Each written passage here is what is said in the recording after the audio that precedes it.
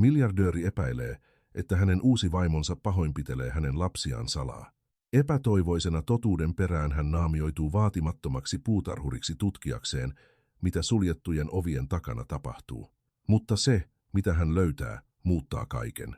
Rohkea sisäkkö vaarantaa oman työpaikkansa suojellakseen lapsia, ja kun miljardööri lopulta riisuu naamionsa kaikkien edessä, totuus räjähtää esiin kuin myrsky. Et tule uskomaan, kuinka tämä tarina kostosta, rakkaudesta ja oikeudesta saa unohtumattoman lopun. Ennen kuin jatkat, muista tilata kanava, tykätä tästä videosta ja kertoa kommenteissa, mistä päin olet katsomassa. Puutarhasakset tärisivät Mikael Virtasen käsissä, kun hän katseli keittiön ikkunan läpi. Hänen uusi vaimonsa, Veera, seisoi keskellä kiiltävää marmorikeittiötä, kasvot vääristyneinä vihasta. Tyhmä tyttö, hän sihisi ja tönäisi 6-vuotiaan Linnean tiskiä vasten niin lujaa, että tämä vingahti. Kuinka monta kertaa minun pitää sanoa sinulle? Pöytä katetaan ennen aamiaista, ei sen jälkeen. Linnean pienet kädet puristivat käsivartta, joka oli osunut reunaan.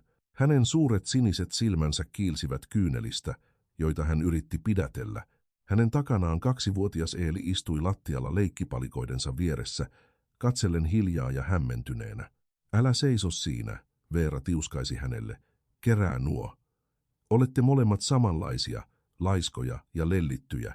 Isänne raataa kuin rangaistusvanki ylläpitääkseen tätä taloa, ettekä te osaa tehdä yhtä yksinkertaista asiaa oikein. Ulkopuolella, kyykistyneenä kukkapenkkien taakse, Mikael pakotti itsensä hengittämään. 2 viikon ajan hän oli asunut omassa kartanossaan naamioituneena puutarhuriksi, 2 pitkää viikkoa teeskennellen olevansa muukalainen talossa, jonka hän rakensi lapsilleen. 2 viikkoa siitä, kun hän kertoi Veeralle lähtevänsä kaupungista kuukauden pituiselle työmatkalle, tarinaa tuki näyttelijä, jonka hän oli palkannut vastaamaan puheluihin ja esiintymään hänenä. Jos uhmaat minua vielä kerran, menet nukkumaan ilman illallista, Veera sanoi terävästi. Ymmärsitkö? Linnea nyökkäsi katsemaassa. Hyvä on, ehkä nälkä opettaa sinulle tapoja. Veera poistui keittiöstä korkokengät lattiaa vasten kopisten. Hän melkein törmäsi Mikaeliin, joka leikkasi pensasaitoja lasioven ulkopuolella. Katso eteesi, hän tiuskaisi. Etkö näe mitä käyn läpi? Anteeksi rouva, Mikael sanoi rauhallisesti, painaen päänsä alas. Hän tarkasteli miestä päästä varpaisiin, kuluneista saappaista haalistuneeseen farkkupaitaan. Ihmiset, luulette aina voivanne tehdä mitä haluatte. Toivottavasti Sanni ei ole maksamassa sinulle liikaa tästä säälittävästä työstä. Katso näitä kaikkia vinoja pensasaitoja. Korjaan ne heti, rouva. Parempi olisikin, hän mutisi ja poistui kiireesti. 2 viikkoa aiemmin, tyylikkäässä toimistossa Helsingin keskustassa, jossa tuoksui miedosti kahvi ja nahka, Mikael istui ystävänsä ja asianajajansa Tuomas Koskisen edessä. Olet hullu, Tuomas sanoi kuivasti ja laski kahvikupin pöydälle. Haluatko naamioitua puutarhuriksi omassa kodissasi? Tämä ei ole mikään elokuva, Mikael. Se on ainoa tapa saada totuus selville. Se on laitonta. Tuomas varoitti. Voit joutua vakaviin ongelmiin. Yksityisyyden loukkaus, petos. Omassa kodissani se ei ole loukkaus, Mikael keskeytti. Tuomas huokaisi hieroen ohimoitaan. Kerro minulle, mitä oikein tapahtuu? Mikael katsoi ikkunasta Helsingin horisonttiin, joka kimalteli toukokuun auringonpaisteessa. Kyse on lapsista, hän sanoi hiljaa. Jokin on vialla. Linnealla oli tapana juosta luokseni joka ilta. Nyt hän piiloutuu sohvan taakse, kun tulen kotiin. Eeli tuskin puhuu, kun hän on lähellä. Entä Veera? Hän on muuttunut. Kylmä. Kontrolloiva. Tuomas nojautui eteenpäin. Luuletko, että hän satuttaa heitä? Mikael epäröi. Viime viikolla Linnea sanoi jotain outoa. Hän sanoi minulle. Kun isä lähtee, säännöt ovat erilaiset. Kun kysyin, mitä hän tarkoitti, hän jäätyi. Sanoi olevansa hämmentynyt. Mutta minä näin sen. Tuomas. Pelon. Todellisen pelon. Tuomas rypisti kulmiaan ja kysyi. Voisit kohdata hänet, minkä perusteella? Intuition. Hän nauraisi päin naamaani. Mikä sinun suunnitelmasi sitten on? Saada totuus selville, Mikael sanoi. Jos olen väärässä, kaikki on hyvin. Mutta jos olen oikeassa, hänen äänensä koveni. Sitten teen sen, mitä minun olisi pitänyt tehdä jo kauan sitten, suojella lapsiani. Häneltä kesti 3 päivää valmistautua. Hän palkkasi talousvaikeuksissa olevan paikallisen näyttelijän Jari Salmisen soittamaan lyhyitä puheluita Veeralle esittäen häntä. Sitten hän osti tekoparran, nuhjuisen lippalakin ja kuluneet saappaat kirpputorilta. Kun hän katsoi itseään peilistä sen jälkeen, hän tuskin tunnisti miestä, joka katsoi takaisin. Keskustelu Veeran kanssa hänen työmatkastaan oli jännittynyt. Kokonainen kuukausi, hän kysyi äänensävyllä, joka oli enemmän utelias kuin surullinen. Onko se todella tarpeellista? Sijoittajat Oulussa haluavat käydä kaiken läpi henkilökohtaisesti, hän sanoi, etkä voi vain mennä ja tulla takaisin. Se olisi liian kallista. Hän nyökkäsi hitaasti, ja Mikael vannoi nähneensä jonkin välähtävän hänen silmissään. Helpottuneisuuden. Lapset tulevat kaipaamaan sinua, hän sanoi kylmästi. Pidä heistä hyvää huolta.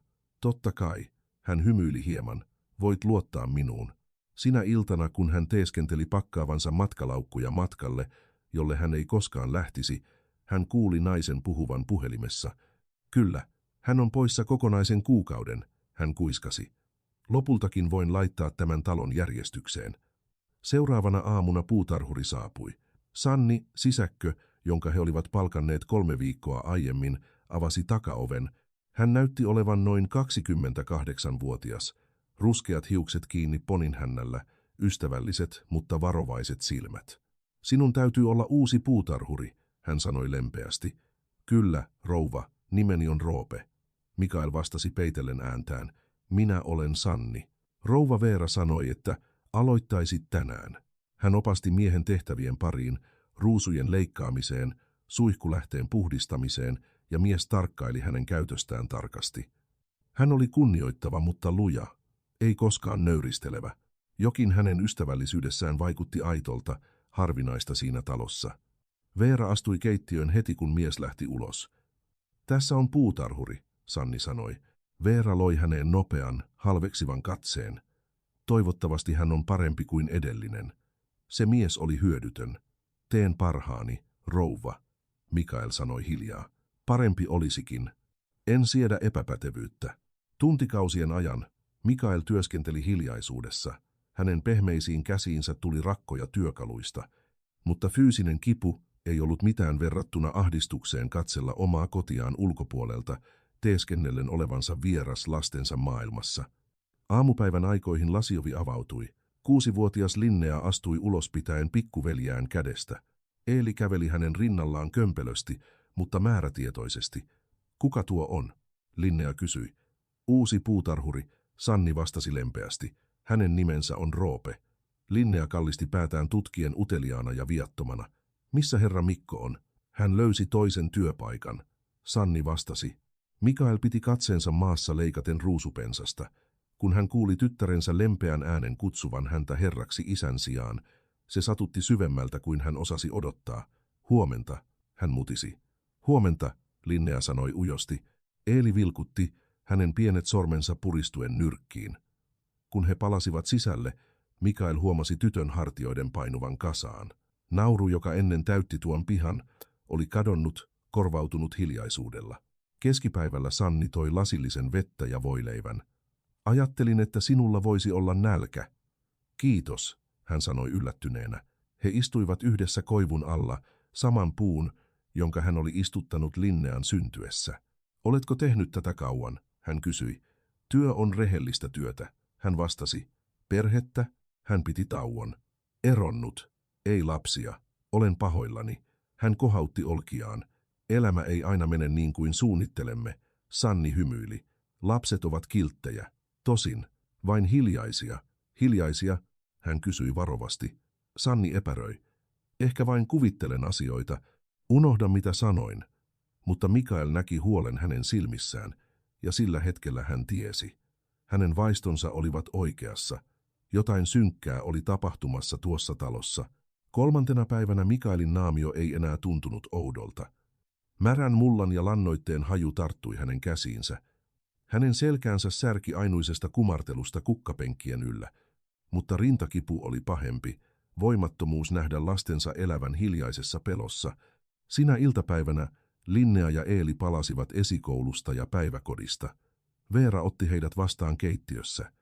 Mikael, joka leikkasi pensasaitoja ikkunan ulkopuolella, kuuli joka sanan. Miten päivänne meni? Veera kysyi teennäisen makealla äänellä. Hyvin, Linnea vastasi hiljaa. Hyvin, mitä? Linnea räpäytti silmiään. Hyvin, rouva. Yritä uudelleen. Linnean huulet tärisivät. Hyvin, rouva Veera. Noin on parempi.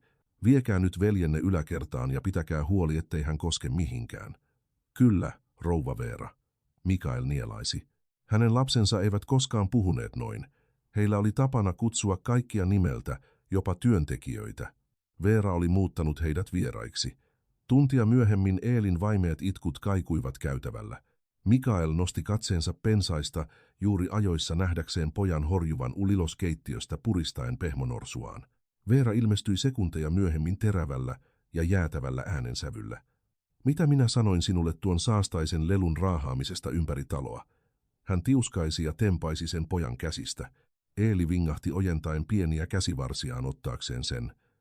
Lopeta, et ole enää vauva. Hän heitti sen roskiin. Eeli alkoi nyyhkyttää loputtomasti. Mikaelin rystyset muuttuivat valkoisiksi puutarhasaksien ympärillä. Hänen poikansa oli hädin tuskin 2-vuotias. Hän nukkui edelleen halaten tuota norsua, joka yö äitinsä kuoleman jälkeen. Veera tiesi sen, mutta hän ei välittänyt.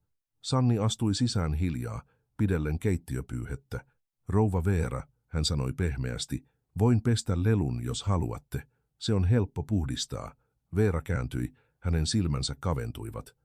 Kysyinkö minä sinun mielipidettäsi? En, rouva, Sanni sanoi varovasti. Sitten älä puutu asiaan. Olet sisäkkö, et äiti. Sanni laski katseensa. Kyllä, rouva. Kun Veera kääntyi, Sanni kyykistyi Eelin viereen, kuiskaten jotain, mitä Mikael ei voinut kuulla. Pojan itku laantui, kun nainen pyyhki lempeästi hänen pientä kasvojaan. Mikael tunsi sekoituksen vihaa ja kiitollisuutta. Joku yritti suojella hänen lapsiaan hiljaa, rohkeasti, tuon katon alla. Sinä iltana, pienessä motellihuoneessa, jossa hän majoittui väärällä nimellään, Mikael repi tekoparran irti ja tuijotti peilikuvansa. Liima jätti punaisia jälkiä hänen iholleen, mutta se, mikä todella poltti, oli se, mitä hän oli nähnyt. Hän otti puhelimensa ja selasi vanhoja valokuvia. Linnean ensimmäinen tanssiesitys, Eelin toinen syntymäpäivä, molemmat lapset hymyilivät leveästi, posket kuorrutteesta tahmeina. Nyt hymyt olivat kadonneet. Puhelin tärisi. Veera soitti. Hän antoi sen soida 2 ennen kuin vastasi. Hei, rakkaani, hän kehräsi. Miten kokoukset menevät? Pitkiä päiviä, hän sanoi. Edistymme. Täällä kaikki on täydellistä. Lapset oppivat vihdoin kuria. Kuria. Ovat hiljaisia kunnioittavia. Olisit ylpeä. Hän saattoi kuulla tyytyväisyyden naisen äänestä, järjestykseksi naamioidun kontrollin äänen. Kiva kuulla, hän sanoi kylmästi. Kun tulet takaisin, näet. He muuttuvat parempaan suuntaan. Parempaan, hän toisti hiljaa. Selvä. Kun nainen sulki puhelimen, Mikael istui sängyn reunalla hiljaisuudessa. Muuttuvat, nainen oli sanonut, parempaan suuntaan. Ei, hän ajatteli, he särkyvät. Seuraavana aamuna ennen aamunkoittoa hän palasi kartanolle. Ylittäessään takapihan nurmikkoa hän kuuli kovia ääniä yläkerrasta.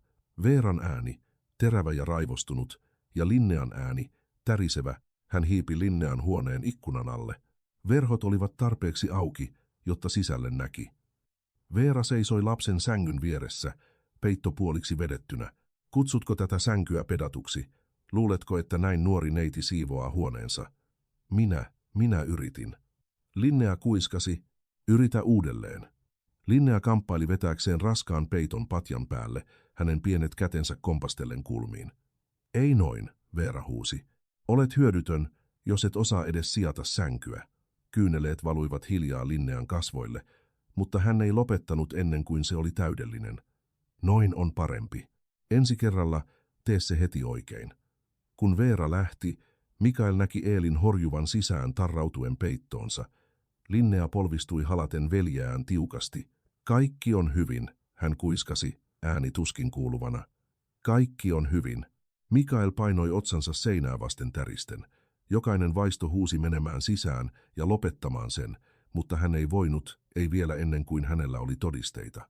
Aamiaisella hän teeskenteli leikkaavansa pensasaitoja ruokasalin ikkunan lähellä.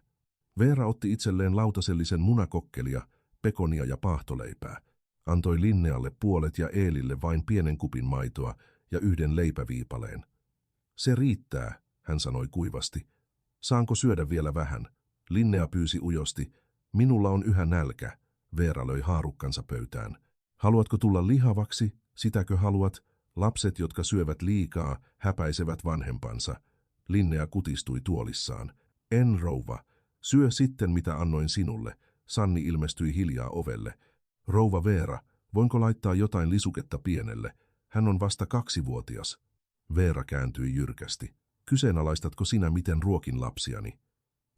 En tietenkään, Sanni sanoi nopeasti. Koska jos haluat pitää tämän työpaikan, sinun on parasta muistaa paikkasi. Mikael puristi pensasleikkuria niin kovaa, että hänen sormiaan särki. Tuon pojan hiljaiset vinkaisut, kun tämä pyysi lisää ruokaa, paloivat hänen mieleensä. Kun Veera poistui huoneesta, Sanni palasi välittömästi mukanaan pieni hedelmälautanen ja asetti sen lasten viereen. Syökää nopeasti, hän kuiskasi. Älkää antako hänen nähdä. Mikael katseli lasin läpi kurkku kuristuen. Tuo nainen, tuo muukalainen, jonka hän palkkasi sisäköksi, vaaransi työpaikkansa pitääkseen hänen lapsensa ravittuina, ja hän tajusi jotain. Sanni ei ollut vain ystävällinen, hän oli rohkea. Toisen viikon lopussa Mikael ei enää pystynyt erottamaan, kumpi sattui enemmän. Hänen vereslihalla olevat kätensä työkaluista vai hänen sydämensä, joka särkyi hieman enemmän joka päivä. Veeran julmuudesta oli tullut rutiinia, tarkkaa, melkein harjoiteltua. Joka aamu hän löysi jotain uutta arvosteltavaa. Lelu väärässä paikassa, ryppyinen lakana, murunen lattialla. Jokaisesta pienestä virheestä tuli syy rangaista. Sanni yritti suojella lapsia hiljaisuudessa. Hän ei enää vastustanut Veeraa suoraan. Hän oppi, että sen tekeminen vain pahensi asioita. Sen sijaan hän loi pieniä armon hetkiä, piilottaen ylimääräisiä välipaloja Eelille ruokakomeron oven taakse, laittaen huomaamattomasti pehmeän peiton Linnean sänkyyn sen jälkeen, kun Veera oli käskenyt hänen nukkua ilman sitä rangaistuksena. Mikael näki kaiken puutarhan nurkastaan. Eräänä iltapäivänä Veera piti viikoittaisen lounaskutsunsa rouville. 3 naapuruston naista saapui yllään design-aurinkolasit ja teennäiset hymyt, sellaiset, jotka muuttavat juoruilun urheiluksi. Lapset, tulkaa tervehtimään ystäviäni, Veera huusi kuistilta. Linnea ilmestyi portaiden yläpäähän, pitäen Eeliä kädestä. Hänellä oli yllään vaalea mekko, jonka vyötäröllä oli liian tiukka nauha. Eeli kompasteli opetellen yhä tasapainoilemaan. Eivätkö he ole ihastuttavia, eräs nainen huudahti. Näyttävät pieniltä enkeleiltä, sanoi toinen. Kyllä, Veera sanoi ylpeänä. Lopulta he osaavat käyttäytyä. Pieni kuri tekee ihmeitä. Hän ohjasi lapset lähemmäs kuin näytteillä olevat palkinnot. Näyttäkää rouville, miten osaatte käyttäytyä. Linnea katsoi naisia ja kuiskasi, hyvää iltapäivää. Kovempaa, Veera vaati. Hyvää iltapäivää. Parempi. Mikaelin leuka kiristyi, kun hän leikkasi pensasaitoja lähellä. Hän oli suunnitellut tuon kuistin vuosia sitten. Valkoinen marmori, leikatut kasvit, rauhallinen suihkulähde. Nyt se oli nöyryytyksen näyttämö. 10 minuutin pinnallisen keskustelun jälkeen Veera lähetti lapset pois. Tiedättekö, olkaa hiljaa, aikuiset puhuvat. Kyllä, rouva Veera, Linnea sanoi hiljaa, ohjaten Eeliä pois. Heti kun he katosivat, yksi naisista nauroi. Olet tiukka, Veera. Tyttäreni ei koskaan pysyisi paikoillaan niin kauan. Miksi annat hänen tehdä mitä haluaa? Veera vastasi ylpeänä. Lapset tarvitsevat rakenteita, kovan käden, selkeät säännöt. Mikaelin kädet puristivat puutarhasaksia. Hän tunsi jokaisen sanan kuin iskuna. Myöhemmin sinä päivänä hän näki Veeran Linnean huoneessa. Hän penkoi lapsen laatikoita mutisten. Sotkua, aina sotkua. Kun hän löysi pehmojaniksen sängyn alta, hän nosti sen ylös kuin se olisi todiste rikoksesta. Olet jo liian vanha tähän. Linnea, seisten ovella, jäätyi. Se on minun, hän kuiskasi. Ei ole enää. Veera heitti sen roskiin. Haluatko itkeä? Voit itkeä. Kyyneleet eivät tehoa minuun. Linnea ei liikahtanut, seisoi vain siinä täristen. Sanni ilmestyi hetkiä myöhemmin kädet nyrkissä. Rouva Veera, pyydän, hän on vasta 6-vuotias. Veera kääntyi hitaasti. Pidätkö työstäsi, Sanni? Kyllä, rouva. Sitten muista, että ei ole sinun paikkasi kyseenalaistaa minua. En ollut aikeissa. Riittää, Veera tiuskaisi. Ensi kerralla kun ylität rajasi, olet ulkona. Sannin silmät kohtasivat Linnean katseen lyhyen sekunnin ajan, hiljainen lohdutus. Sitten hän kääntyi ja lähti. Sinä iltana motellihuoneessaan Mikael kirjasi pieneen vihkoon kaiken näkemänsä. Päivä 14 hän heitti pois Linnean lelun, uhkasi Sannia, lapset syövät vähemmän, Linnean silmät tyhjät. Hän tiesi, että oli aika alkaa kerätä todisteita. Hän osti pienen digitaalisen sanelimen ja piilotti sen taskuunsa puutarhurin paidan alle. Seuraavana aamuna, kun Mikael lakaisi lehtiä keittiön ikkunan lähellä, hän kuuli Veeran äänen, matalan, kylmän, myrkyllisen. Mikä tämä on, Linnea? Tytön ääni vapisi. Se on minun piirustukseni. Äidistä. Veera nauroi, terävästi ja julmasti. Tuo en ole minä. Ei, minun oikeasta äidistäni. Kuului kova rasahdus, ei ihoa vasten, vaan paperin repimisen ääni. Oikea äitisi on poissa, Veera sanoi. Nyt sinä kunnioitat minua. Mikael tunsi vatsansa kääntyvän ympäri. Hän saattoi melkein nähdä edesmenneen vaimonsa hymyn Linnean kasvoilla, ystävällisen, kärsivällisen, täynnä rakkautta, ja nyt Veera oli pyyhkimässä pois jopa muiston hänestä. Hän pakotti itsensä jatkamaan työskentelyä, vaikka kyyneleet polttivat hänen silmissään. Hänen täytyi saada nainen jatkamaan puhumista. Sinä iltana Sanelin tallensi Veeran äänen selvästi avoimen keittiön ikkunan läpi. He alkavat vihdoin käyttäytyä, nainen sanoi puhelimessa. Pelko toimii paremmin kuin rakkaus. Rakkaus tekee lapsista lellittyjä. Mikael kuunteli tallennetta autossa, kunnes hänen rystysensä muuttuivat valkoisiksi. Jokainen sana oli uusi naula hänen arkkuunsa. 2 päivää myöhemmin Veera ajoi Sannin nurkkaan keittiössä. Huomasin erään oudon asian, Veera aloitti teennäisen rauhallisella äänellä. Tunnut aina ilmestyvän paikalle, kun kuritan lapsia. Sanni jäätyi kesken liikkeen pidellen keittiöpyyhettä. Yritän vain pitää talon toiminnassa sujuvasti, rouva. Niinkö? Veera lähestyi. Vai yritätkö puuttua minun kasvatukseeni? En koskaan, Sanni sanoi hiljaa. Haluan vain parasta lapsille. Parasta, Veera sanoi kumartuen lähelle, on se, että muistat, kuka maksaa palkkasi. Sanni nielaisi. Kyllä, rouva, hyvä on. Koska jos edes epäilen, että käännät lapsipuoleni minua vastaan, pidän huolen siitä, ettet enää koskaan työskentele tässä kaupungissa. Hän poistui. Korkokengät kaikuivat lattiaa vasten. Mikael kuuli kaiken puutarhasta. Hänen pulssinsa hakkasi korvissa, tapa jolla Sanni pidätteli kyyneleitä, pysyen lujana jopa uhkailun alaisena, täytti hänet vihalla ja ihailulla samaan aikaan. Lounaalla nainen toi tavanomaisen voileivän ja veden, mutta hänen hymynsä oli kadonnut. He istuivat koivun alla hiljaisuudessa jonkin aikaa, ennen kuin hän puhui. Voinko kertoa sinulle jotain henkilökohtaista? Hän kysyi. Totta kai, mies sanoi. Työskentelin kerran talossa, jossa isä oli julma. Hän kuiskasi. Hän huusi pojalleen jokaisesta pikkuasiasta. Pysyin hiljaa. Koska tarvitsin työtä. Myöhemmin kuulin, että poika meni asumaan isoäitinsä luo, kun asiat pahenivat.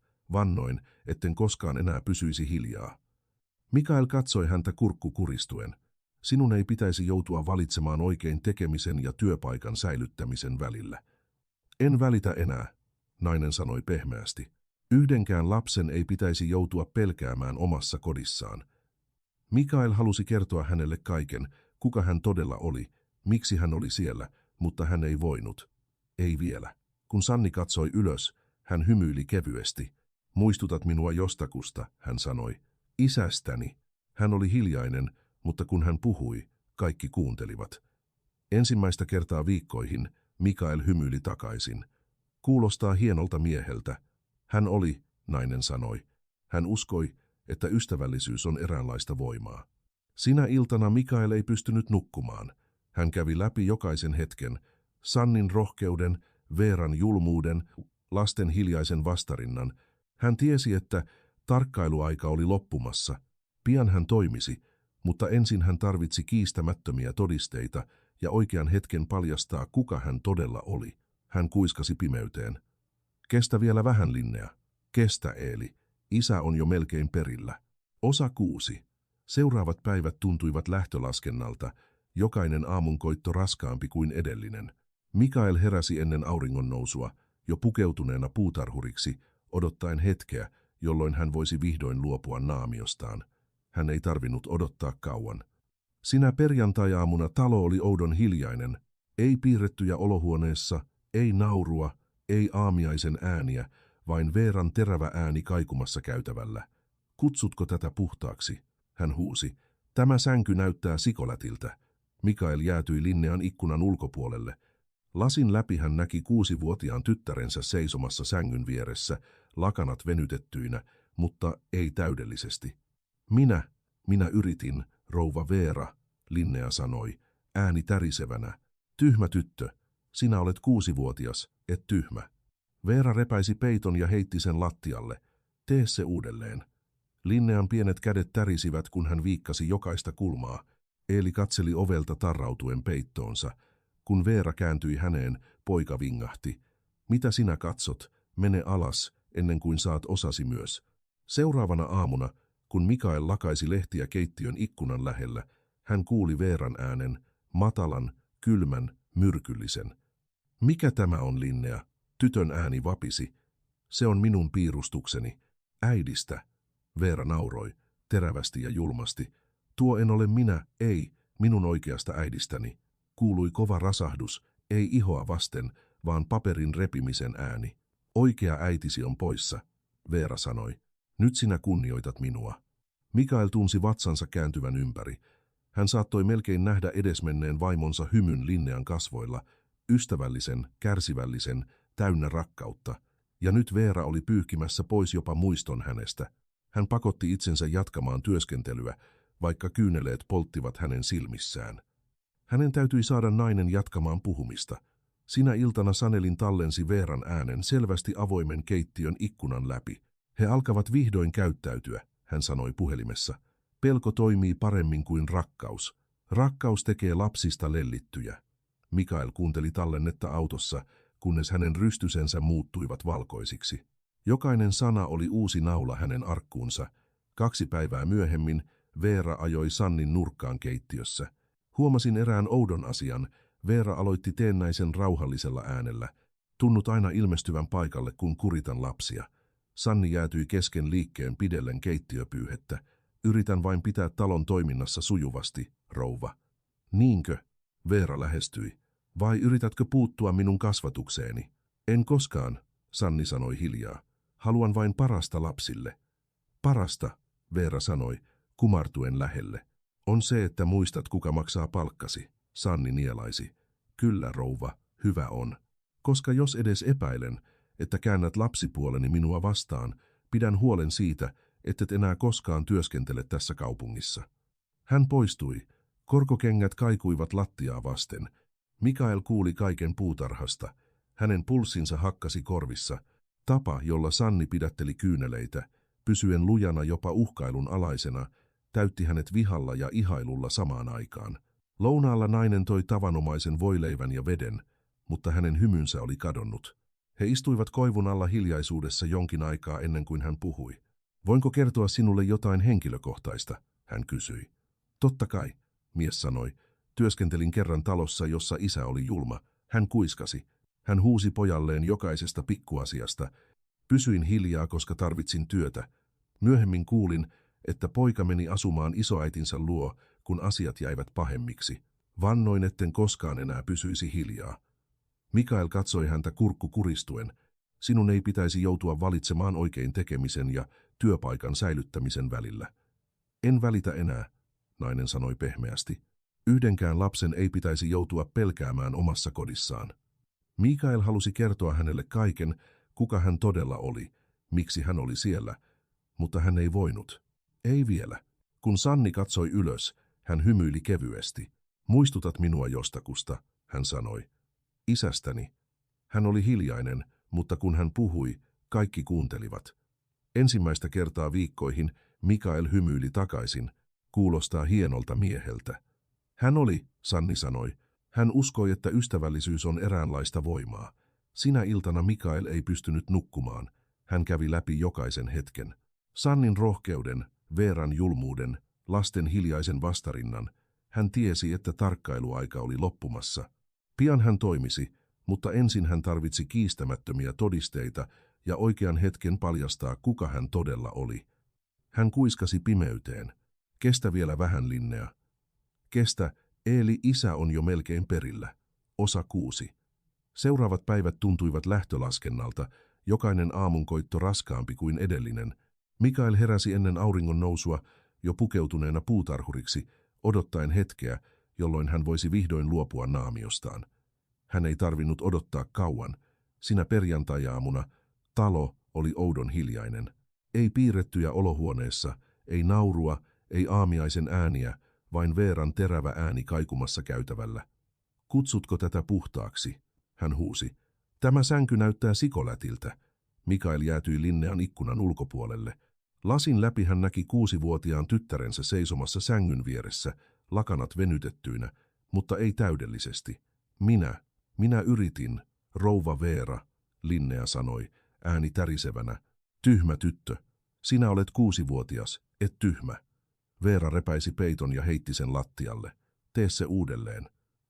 Linnean pienet kädet tärisivät, kun hän viikkasi jokaista kulmaa. Eeli katseli ovelta tarrautuen peittoonsa. Kun Veera kääntyi häneen, poika vingahti. Mitä sinä katsot? Mene alas ennen kuin saat osasi myös. Mikael tarttui ikkunalautaan, kunnes hänen rystysensä muuttuivat valkoisiksi. Jokainen hänen kehonsa solu huusi ryntäämään sisään, mutta hän pakotti itsensä pysymään paikoillaan. Hänen piti saada nainen näyttämään todelliset kasvonsa toisen ihmisen edessä. Aamiaisella Veera istui täydellisessä ryhdissään kahvikuppi kädessään.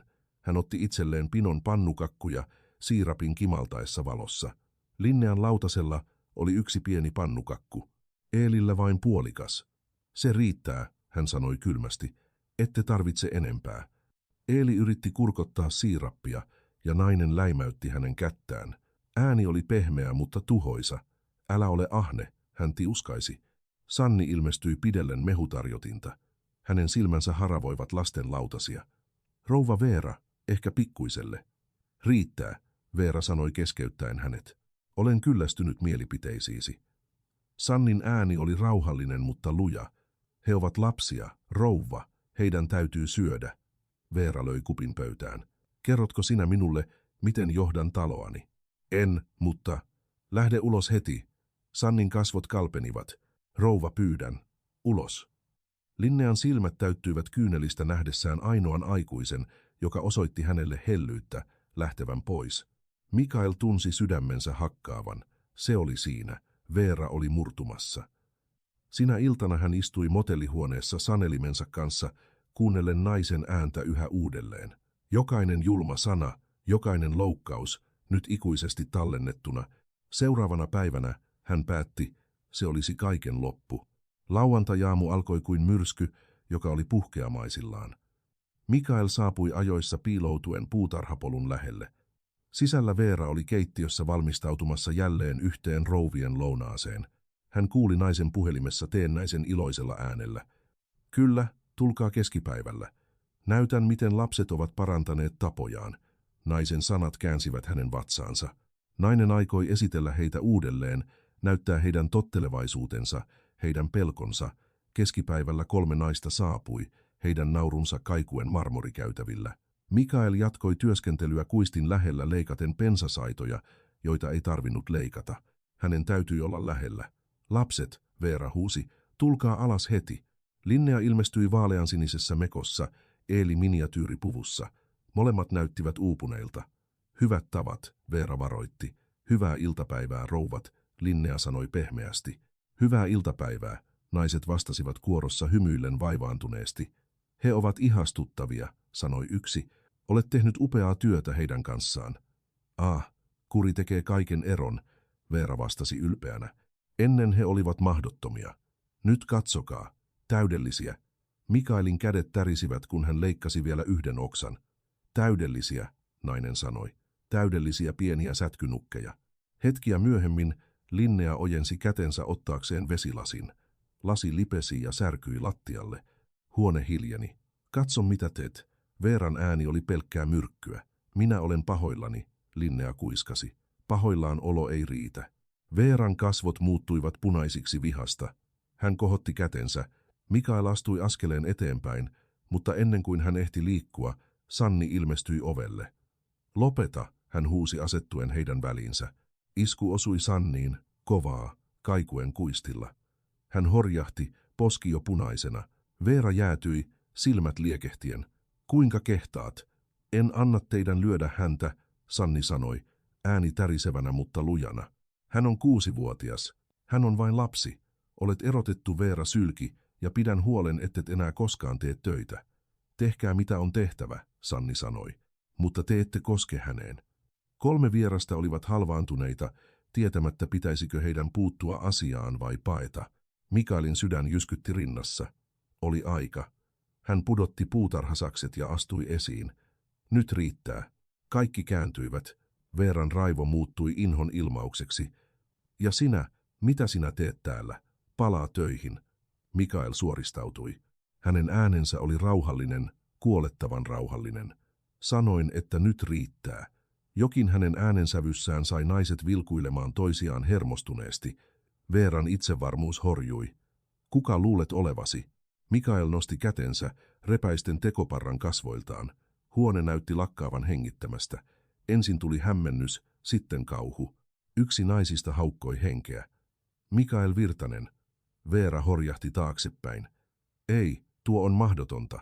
Hän antoi parran pudota lattialle. Yllätys. Muutamaan sekuntiin kukaan ei liikahtanut. Maailma näytti jäätyvän. Ilma oli raskas, hiljaisuus sietämätön. Veera tuijotti Mikaelia kuin näkisi haamun. Hänen huulensa aukesivat, mutta mitään ääntä ei kuulunut. Sinun piti olla Oulussa. Minun piti olla monia asioita, Mikael sanoi hiljaa. Aviomies, isä, typerys, joka ei nähnyt omassa kodissaan asuvaa hirviötä. Sanni pysyi liikkumattomana, toinen käsi painettuna punoittavaa poskea vasten. Linnea takertui hänen vyötärönsä täristen. Eeli vingahteli hiljaa hänen sylissään. Mikael. Veera änkytti pakottaen esiin naurun, joka kuulosti hauraalta. Se ei ole sitä, miltä näyttää. Luulen, että se on juuri sitä, miltä se näyttää, hän vastasi kylmästi. Olen ollut täällä koko ajan, Veera, tarkkailemassa, kuuntelemassa, nauhoittamassa. Väri pakeni naisen kasvoilta. Sinä nauhoitit minua. Jokaisen sanan, Mikael sanoi ottaen pienen sanelimen taskustaan. Jokaisen loukkauksen, jokaisen uhkauksen, jokaisen kerran, kun sait minun lapseni itkemään. Vieraat vaihtoivat kauhistuneita katseita. Yksi heistä mutisi. Meidän pitäisi varmaan lähteä. Mutta Mikaelin ääni pysäytti heidät. Ei. Tekö kaikki tulitte tänne katsomaan, kuinka täydellinen minun perheeni on, eikö vain? Joten jäätte ja katsotte totuutta. Veeran maltti mureni. Sinä huijasit minua, hän huusi. Vakoilit minua kuin jotain rikollista. Minä uskoin lapseni sinulle, Mikael sanoi. Hänen äänensä särkyi hieman ennen kuin se koveni uudelleen. Ja sinä tuhosit heidät. Hän kääntyi Linnean ja Eelin puoleen, polvistuen heidän viereensä. Se on ohi, hän kuiskasi. Kukaan ei enää koskaan satuta teitä. Linnean pienet käsivarret kietoutuivat hänen kaulaansa tytön nyyhkyttäessä, hänen olkapäätään vasten. Eelin pienet kädet tarttuivat hänen paitaansa. Sanni katsoi alas, silmät kiiltäen. Te olitte heidän isänsä koko tämän ajan. Mikael kohtasi naisen katseen. Kyllä, minun piti tietää, mitä tapahtuu, kun en ollut täällä. Sannin huulet tärisivät. Ja te näitte kaiken. Näin, hän sanoi pehmeästi. Entä sinä? Sinä olit tämän talon ainoa valo. Veeran ääni leikkasi ilmaa kuin terä. Kiltti, älä tee hänestä pyhimystä. Hän manipuloi sinua kuten kaikki muutkin. Mikael nousi ylös. Ainoa manipulaatio täällä tuli sinulta. Hän painoi sanelimen play-painiketta. Veeran ääni täytti huoneen, julmana ja erehtymättömänä. Pelko toimii paremmin kuin rakkaus. Rakkaus tekee lapsista lellittyjä. Naiset haukkoivat henkeä. Yksi perääntyi pudistellen päätään. Veera astui kohti sanelinta. Sammuta tuo, Mikael perääntyi. Koske minuun vielä kerran, ja pidän huolen, että jokainen helsinkiläinen asianajaja kuulee tämän. Ensimmäistä kertaa nainen näytti todella pelkäävän. Mikael, kiltti, hän sanoi ääni murtuen. Voimme selvittää tämän.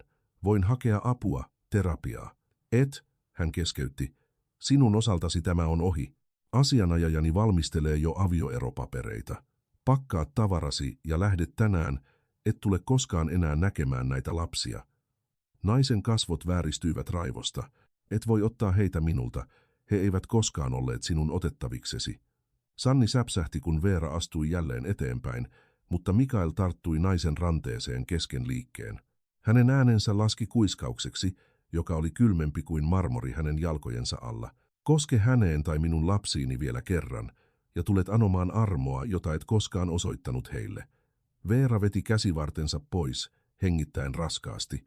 Tulet katumaan tätä. Kadun jo, että menin naimisiin kanssasi, hän sanoi. Nainen katsoi ympärilleen, vieraita, työntekijöitä, taloa, joka ei enää ollut hänen, ja marssi kohti ovea, korkokenkien paukkuessa kuin laukaukset lattiaa vasten. Ääni vaimeni, hiljaisuus laskeutui. Pitkään aikaan kukaan ei liikahtanut. Sitten Linnean pieni ääni rikkoi hiljaisuuden. Isi, lähtikö hän? Kyllä, rakkaani, Mikael sanoi pehmeästi vetäen hänet lähelleen. Hän on poissa. Sanni kyykistyi heidän viereensä, pyyhkien kyyneleen Linnean kasvoilta. Olet turvassa nyt, kultaseni. Eeli ojensi pienet käsivartensa vetäen Sannia hihasta, aivan kuin hän olisi tiennyt, että nainen oli pitänyt heistä huolta koko ajan. Mikael katsoi naista, todella katsoi, ja näki kaiken, mitä ei ollut antanut itsensä nähdä aiemmin. Voimaa, kiintymystä, rakkautta. Sinä pelastit heidät, hän sanoi hiljaa. Sanni pudisti päätään. Tein vain sen, mitä kenen tahansa olisi pitänyt tehdä. Et, hän sanoi, teit sen, mihin minä en pystynyt. Hetken heidän katseensa kohtasivat. Sanomaton kiitollisuus, sanomaton yhteys. Sitten Sanni käänsi katseensa pois. Te valehtelitte minulle. Hän sanoi pehmeästi siitä, kuka olette, kaikesta. Tiedän, Mikael myönsi, ja vihaan itseäni sen vuoksi. Mutta vannon, jokainen sana, jonka sanoin roopena, kunnioituksesta perheestä oli totta. Kyyneleet nousivat naisen silmiin. En tiedä, voinko uskoa teitä. Sinun ei tarvitse, hän sanoi. Tiedä vain tämä. Sinun ei enää koskaan tarvitse työskennellä kenenkään hänen kaltaisensa alaisuudessa. Sanni hymyili. Kiitos. Ei se ollut se, mitä halusin, herra Virtanen. Hän epäröi. Mitä sinä sitten halusit? Nähdä näiden lasten hymyilevän jälleen, nainen sanoi yksinkertaisesti. Mikael kääntyi katsomaan Linneaa ja Eeliä. Linnea oli nukahtanut hänen rintaansa vasten, pieni käsi puristaen hänen paitaansa. Eeli, käpertyneenä Sannin syliin, hengitti vihdoin rauhallisesti. Ensimmäistä kertaa viikkoihin kartano tuntui rauhalliselta. Ei se kylmä ja pelokas hiljaisuus, jonka Veera oli luonut, vaan tyyneys, joka tuli turvallisuudesta. Mikael puhalsi ilmaa ulos, kaiken näkemänsä ja kestämänsä painon painaessa häntä. Se on ohi, hän mutisi. Sanni huokaisi. Heille ehkä, ei teille vielä. Mies katsoi naista hämmentyneenä. Teidän täytyy antaa itsellenne anteeksi, nainen sanoi pehmeästi. Yrititte suojella heitä. Älkää antako syyllisyyden viedä sitä teiltä. Mikael katsoi lapsiaan, joiden kasvot olivat vihdoin rauhalliset. Puhut kuin joku, joka on myös menettänyt jotain. Sanni nyökkäsi myöntävästi. Mutta tänään luulen löytäneeni jotain suojelemisen arvoista. Mies hymyili kevyesti. Niin minäkin. Ulkopuolella iltapäivän valo tulvi sisään korkeista ikkunoista, maalaten marmorilattian kultaiseksi. Ruusujen tuoksu leijaili puutarhasta. Samojen ruusujen, jotka Mikael istutti vuosia sitten ja jotka nyt kukkivat jälleen. Ensimmäistä kertaa pitkään aikaan talo ei tuntunut vankilalta. Se tuntui kodilta. Hai hai,